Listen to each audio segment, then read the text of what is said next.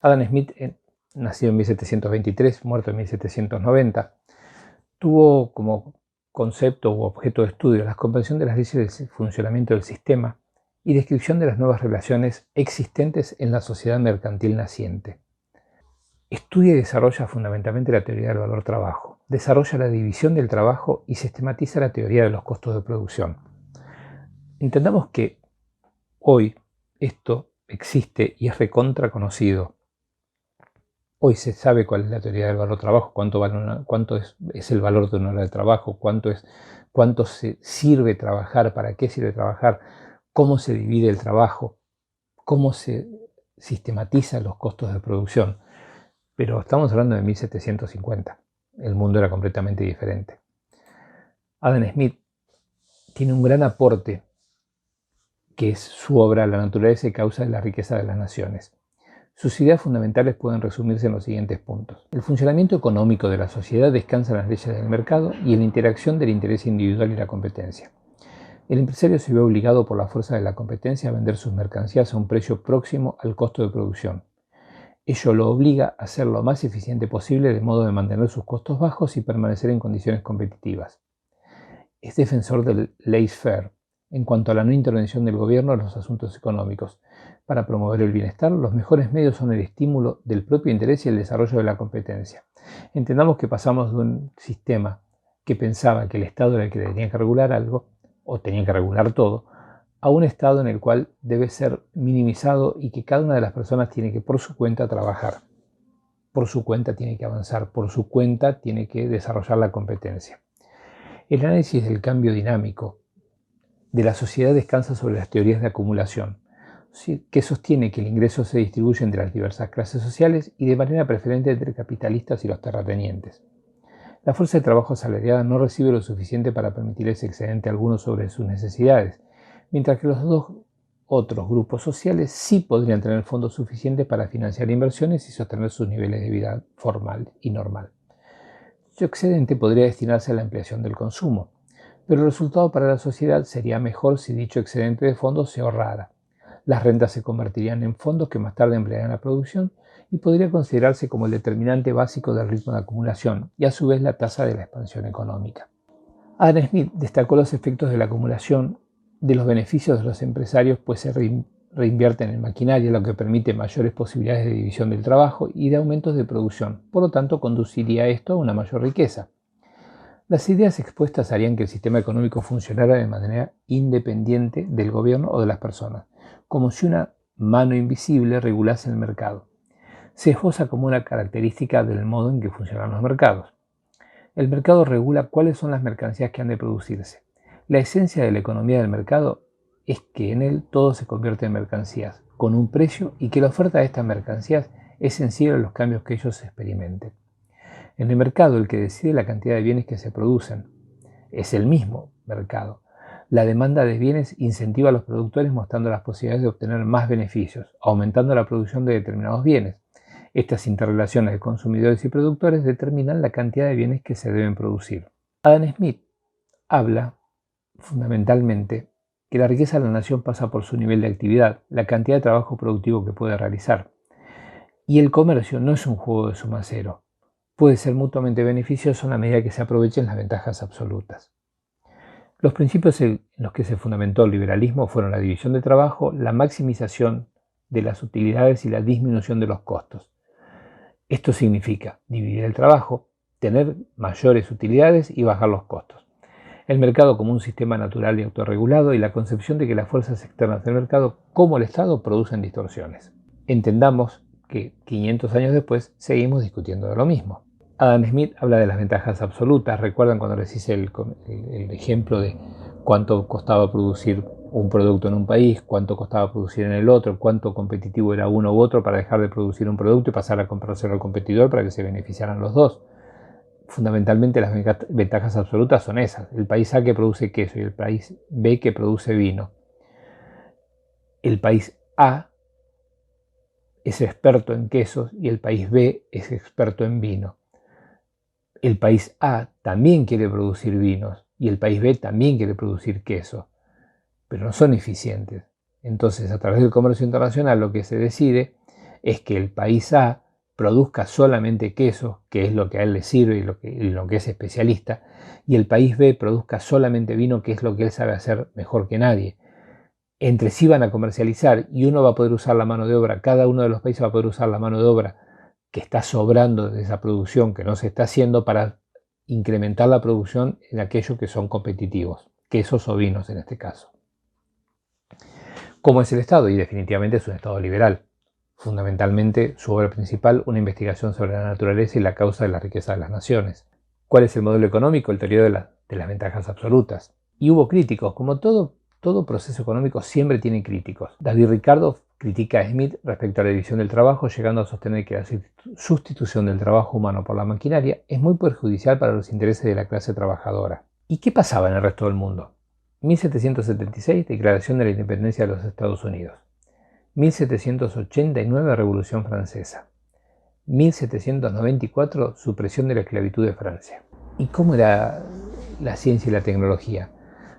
En 1785 ya se encontraban desarrolladas la producción de hierro, el coque, la máquina de vapor, la hiladora y el telar mecánico. En 1789 comienzan los procesos de mecanización, se incorpora la fuerza motriz en los procesos de producción.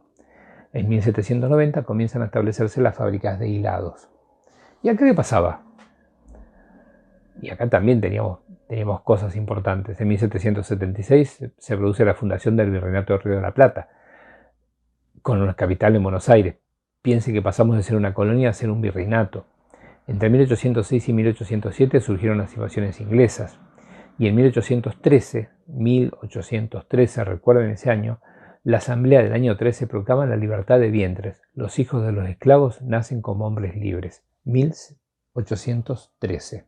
Y como les dije, de la misma forma que Adam Smith era un crítico a los mercantilistas, David Ricardo fue un crítico a lo que planteaba Adam Smith. No crítico, cuando decimos crítico no estamos hablando de críticos en el mal sentido de la palabra, sino que sobre las teorías que estaban vigentes, un crítico buscaba nuevas alternativas y buscaba otra vuelta de rosca. ¿Cuál era el concepto u objeto de estudio? Comprender las leyes de funcionamiento del sistema, estudiar las leyes de distribución del ingreso entre las clases sociales derivadas de la producción del valor. ¿Cuáles fueron las medidas que tomó? Primero, reafirmar y sistematizar la teoría del valor-trabajo de Adam Smith. Segundo, estudiar la distribución del ingreso. ¿Y qué decía David Ricardo? Ricardo constituye uno de los pilares de la escuela clásica y desplazó el énfasis desde la producción a la distribución, punto de partida para el estudio posterior del comercio internacional. Él hizo un cambio, dejó de pensar tanto en la producción y pensó más en la distribución. Los aspectos más significativos de su indagación y su aporte son los siguientes. Descubrir la base que permite los intercambios entre las mercancías y las relaciones que de él se generan, interesándose por los precios relativos más que los absolutos, en atención a que las mercancías obtienen su valor de dos fuentes, de la escasez y de la cantidad de trabajo necesario para obtenerlos. Y es lógico, porque si un producto es escaso, su costo de producción va a seguir siendo el mismo, pero su valor va a ser mucho más elevado. Y si un producto necesita mucha cantidad de trabajo para lograrlo, también el costo va a ser siempre el mismo, pero el valor va a ser siempre más elevado. Desarrolla la teoría de los costos comparativos defendiendo que cada país debería especializarse en aquellos productos que tuvieran un costo comparativo más bajo e importar aquellos cuyo costo comparativo fuera más elevado. Según esta política, cada país debe dedicar toda su capital y trabajo a aquellas actividades productivas que les resulten más beneficiosas. De esta manera se distribuye el trabajo con la mayor eficiencia y aumenta el tiempo, la calidad total de bienes, lo que contribuye al bienestar general. Es un modelo superador al de Adam Smith. Primero se compara el costo de oportunidad de producir un bien en términos de otro bien. Un país debe especializarse en la producción de bien en el que posee ventaja comparativa y se especializa por eficiencia o ineficiencia relativa. Este modelo respondía a una pregunta de política internacional. ¿Es mejor para la economía de un país ser autosuficiente y producir todos sus bienes? ¿O es más beneficioso especializarse solo en alguno y luego comercializar con el resto de los países? Obviamente, la respuesta que da David Ricardo es que es preferible especializarse. No tiene sentido ser autosuficiente y producir todos sus bienes, porque en algo no vas a ser eficiente, en algo vas a tener pérdidas. Entonces es más beneficioso especializarse en lo cual uno es muy bueno y comercializar el resto con los otros países que lo saben hacer bien. Y vuelve al mismo ejemplo del queso y el vino, del país A y el país B. Y empieza a buscar otras alternativas, empieza a buscar otros países que también pudieran comercializar. Entonces empieza a comparar, ya no entre dos países, sino entre más países. Y como clásico, ellos establecen que la riqueza y el valor son fruto del tiempo de trabajo. Adam Smith habla de las ventajas absolutas, posibilidades de comercio mutuamente beneficiosos a partir de que cada país tenga una mayor productividad laboral en uno de los dos bienes, y con costos absolutos. Por otra parte, David Ricardo habla de las ventajas comparativas. Puede existir comercio mutuamente beneficioso aunque un país sea más eficiente en la producción de ambos bienes. Las ventajas del comercio derivan de la especialización en el producto en donde el costo de oportunidad sea mejor y menor. Por lo tanto, son costos relativos. ¿Cómo es el Estado? Y es un Estado liberal, igual que el de Adam Smith, pero con un estadio superior. ¿Cuál es la obra principal? Principios de economía, política y tributación. ¿Cuál es el modelo económico? Teoría de las ventajas comparativas. Cuando hablábamos de Adam Smith, hablábamos de las ventajas absolutas. Y también tuvo críticos. Ramsey habla de la ley de los mercados. Thomas Malthus habla de la ley de crecimiento demográfico, que ni Adam Smith ni David Ricardo lo habían tenido en cuenta. Karl Marx plantea que el motor de toda sociedad es la lucha entre las clases. ¿Y cuál fue el contexto histórico? En el año 1823, el acta inglesa de ese año libera aproximadamente 800.000 esclavos.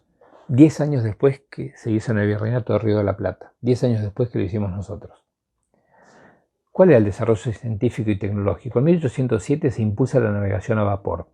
Se crean las primeras fábricas de tejido en 1815. Se crea el primer ferrocarril en 1830. Se utilizan los motores eléctricos en 1834 y en 1837 aparece el telégrafo.